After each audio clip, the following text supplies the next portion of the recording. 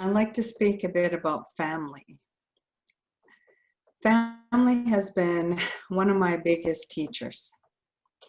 Early on in my spiritual awakening, I come to realize that I came here to this planet to know what family felt like, to be able to have a body, to be able to exist here in this earthly place and have this experience of family. And I came with a lot of hope. But when I was born into my family, I was born into a home where there was emotional neglect, where there was addictions, where there was lack of communication, where I endured physical and emotional sexual abuse. And I thought, I don't want to be in this family. I don't want to exist here on this planet. And I spent many, many, many days praying. And I knew at some point in my life that there must be a creator because I was always praying to him. And the whole sense of family for me was not a good experience, so I thought. What I come to realize in my recovery, in my spiritual awakening, is that I did choose the perfect family. Because everything that I experienced in my childhood is what helped me to be the person that I am today. Everything that I endured that came from a place of heartache, created wounds within inside of myself, was meant to awaken who I truly am. And I would have never knew about hope if I didn't take a look at how much family meant to me.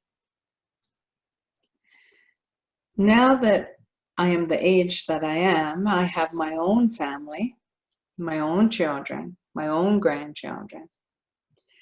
And family means even more to me today. But I'm now in a place where I am not trying to change my family.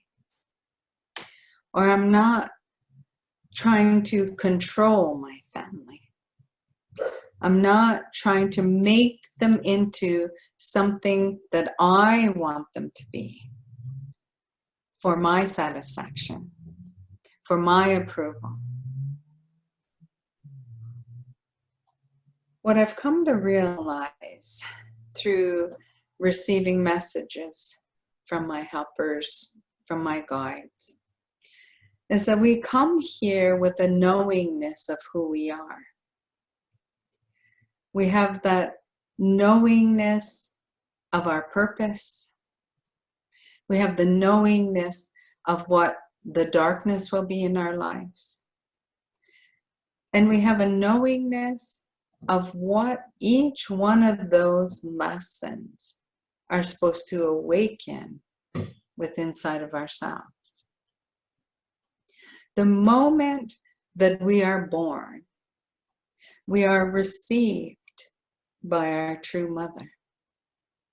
When the amniotic fluid breaks from the mother that is birthing you, and it goes down her legs, and it touches the earth, it tells your true mother life is coming.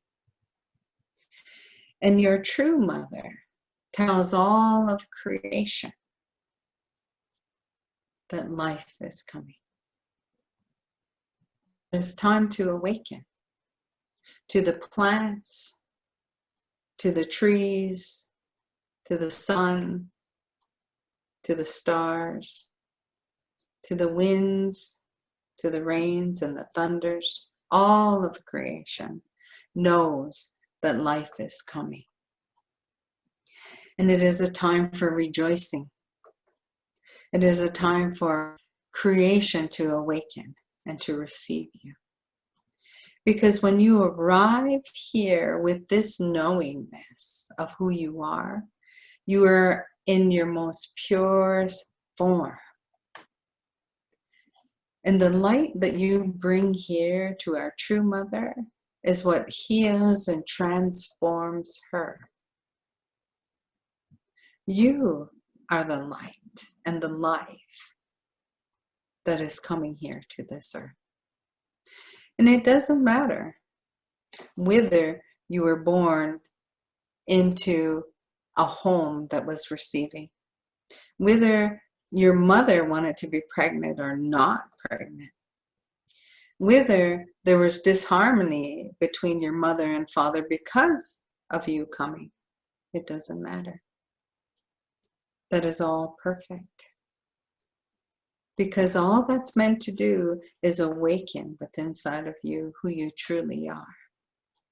To know and remember the purity, to know and remember the love that you came here with, to know and remember that you have everything inside that sacred bundle that's inside your heart center.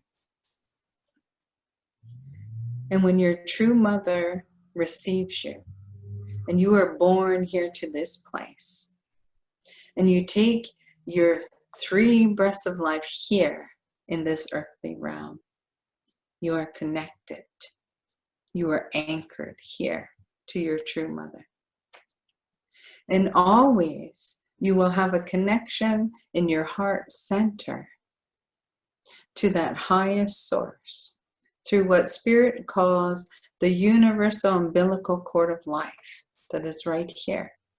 And that's what brings that life force into this body, is that cord and that connection to the highest source. It is right here.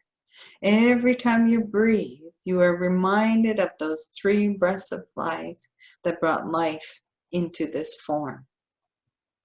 Within inside of yourself, you have this soul that holds on to this bundle and knows exactly when all these awakenings are supposed to and meant to happen for you. If we think about our wounds within our families, and we never take the time to heal those wounds, and we're growing up in a family that maybe has a number of siblings, you have sub-families within that family system. And everybody in that family system will see life a different way because of what we're carrying in here, because of the perception that we have from this place of our woundedness. That's how we will express ourselves. That's how we will interact with our family members. That's how we will project our hurt and our pain onto others based on whatever is unfinished here from your family system. And not only that, you will then carry that wound and you will go out there and you will find a partner that resembles those unfinished business. Whether it's a husband or a wife, you're going to pick your husband and wife based on what's in here, what that wound is. That you be attracted to that wound because it'll be a vibrational match for you. And as you do your healing and you do your clearing, sometimes no longer do you have a vibrational match. And a lot of relationships break down that way unless both individuals are willing to do the work and recognize the wounds that exist between the 2 of you, whether it be 2 sisters, 2 brothers, or a husband and wife, and you recognize the wounds that are between you, then you will grow and raise your vibration together. And if people choose not to, you will see that people will respond to you in their hurt, in their woundedness, from different ages, perhaps a 5-year-old, perhaps a 10-year-old, perhaps a teenager. Whenever that original wound began, that's how you will respond if it's not healed, if it's not exposed and taken care of inside of you.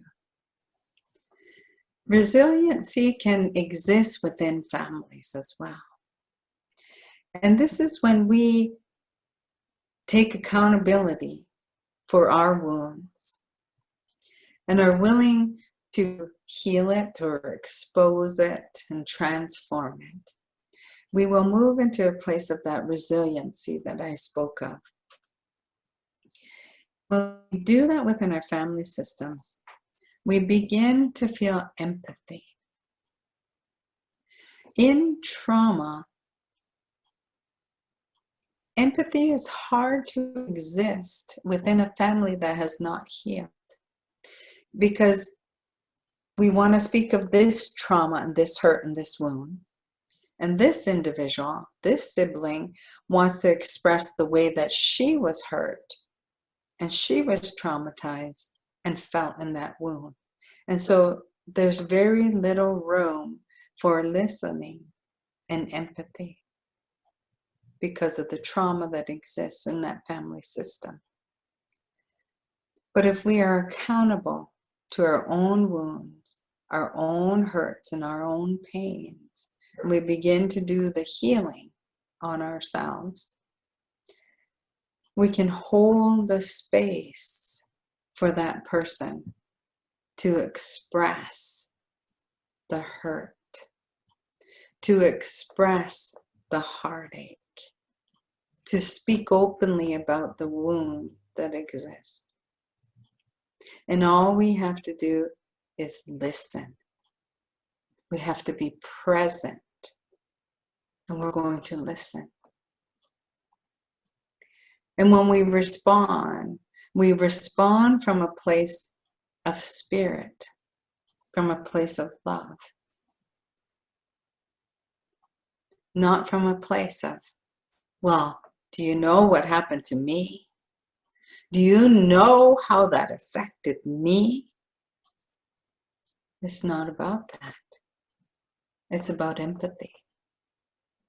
It's about understanding and being able to see their wound through their eyes. Through their eyes. Because when you do that, and you have empathy and compassion and love for that individual, they're going to then move to the soul.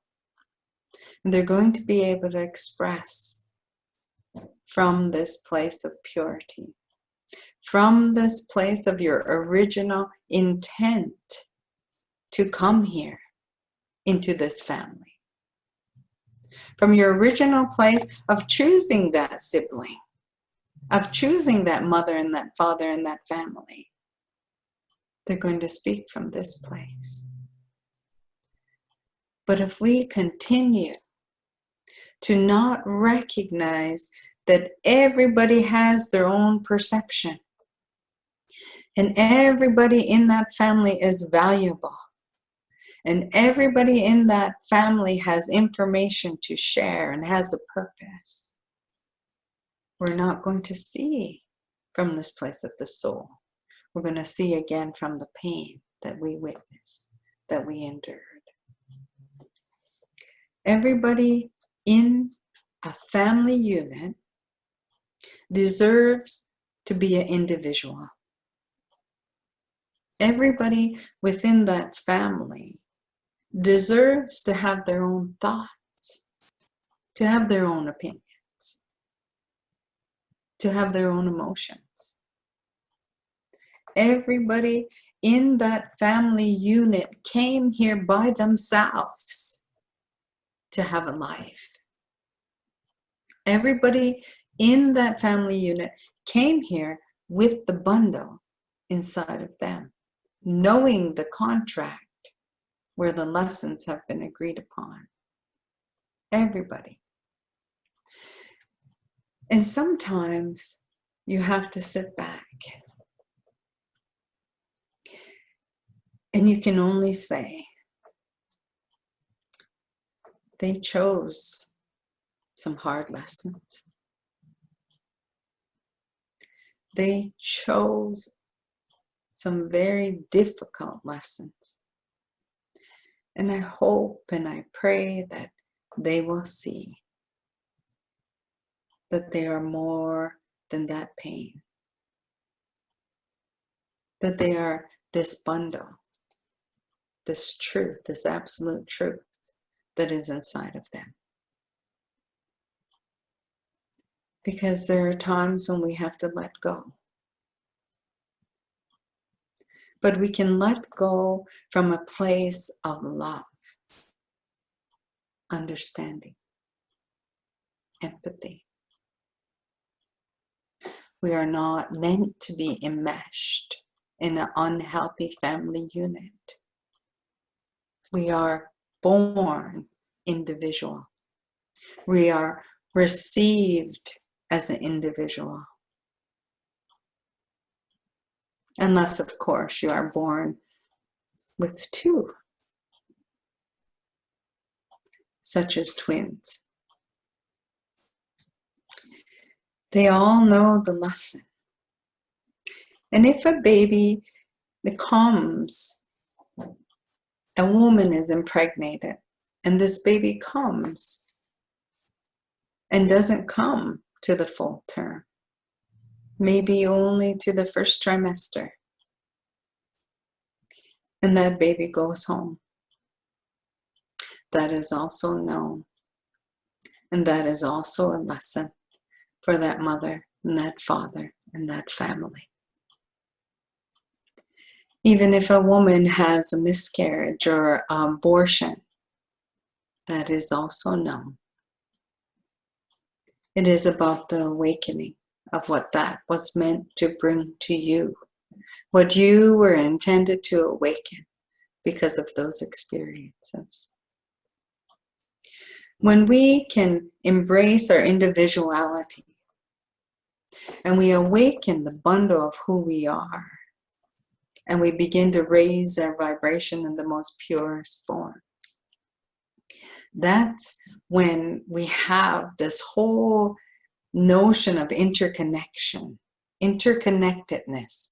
What's happening right now in this transformation with this world pandemic is that people are healing, people are awakening, people are raising their vibration, and they are bringing life into them in a quarantine place. And as we are interconnected, but we recognize our individuality, we feel also the pain and the grief of people across the planet. Maybe to other nations, we feel that pain, but because we're interconnected, we can raise our vibration still, so that other people on this planet have that feeling of love, have that feeling of transcendence, because we are interconnected. Yes, fear will still exist. And yes, grief will still exist, because those are human qualities that we have here in this body, unfortunately. But it's not meant for us to stay there. It's not meant for us to stay in a lower vibration. In order for us to truly know the light, we must know the darkness.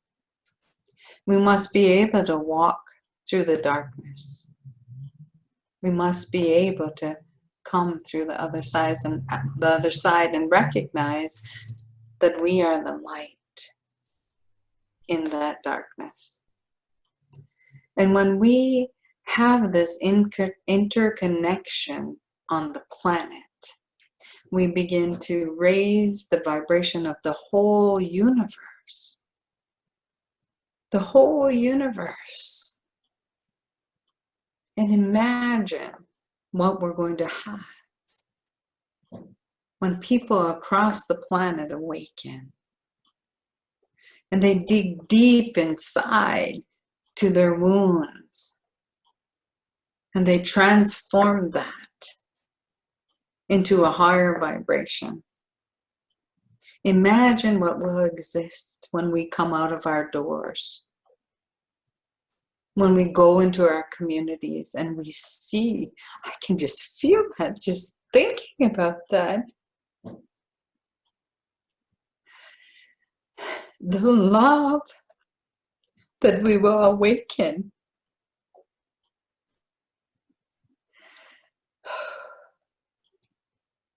The love that we will awaken in here must happen first. And when we are free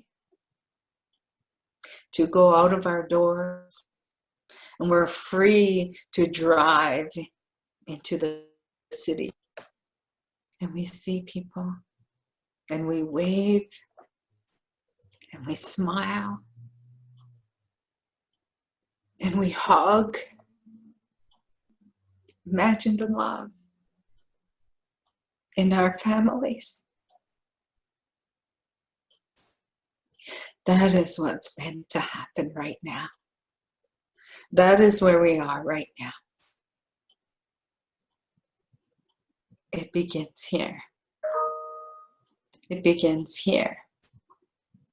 So that we can have that in our families, in our nations, in our communities, in our world. And the leadership will follow. If that what exists in our planet, and that's the vibration we choose to have, our leadership must follow.